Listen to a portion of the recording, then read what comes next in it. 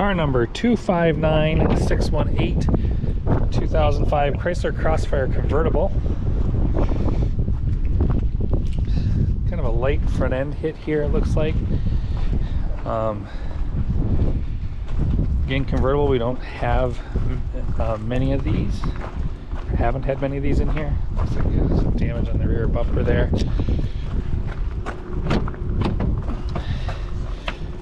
Our VIN number and build dates are going to be here.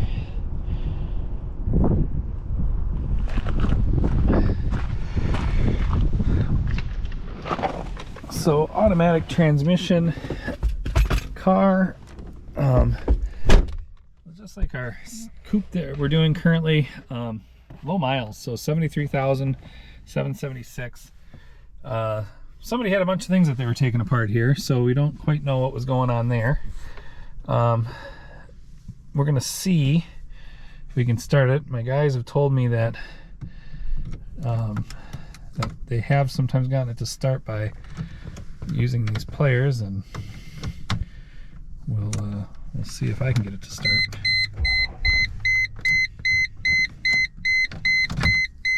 Kind of hard to fit in there, especially when I'm trying to hold this camera. So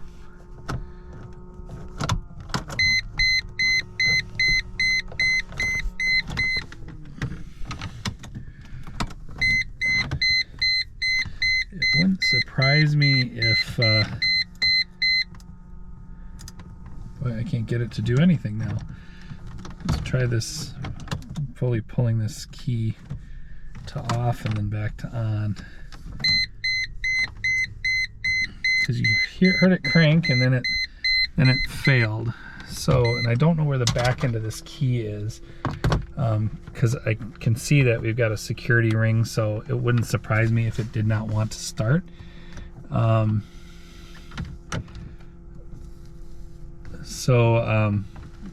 Like all of our engines here, we'll compression test things, but with such low mileage, I'm sure we've got something interesting going on here with this vehicle. I'm actually going to put it back into park here. We'll try one more time before we move on with this pre-teardown video.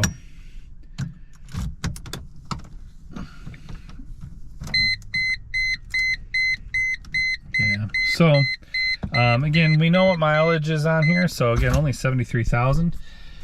We'll see what we can test here. So let's start with windows. Go down on both drivers and passengers side. We'll do our mirrors, we can see a little better. Left, right, up, down, right side, left, right, up, down. So that's working. Get these windows back up. Let's see if our heated seats, those turn on. Lock actuators are really kind of interesting in these. These are really a Mercedes. And I'm sure there's some trick to getting those to actuate.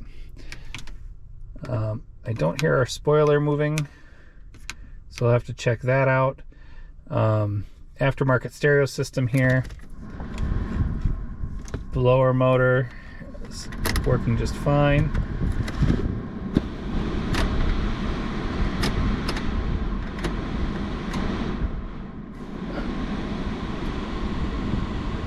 Let's see if we... Looks like our blower resistor is probably... It's either that or it's because we're running off of a jump pack here, so... turn signals are working.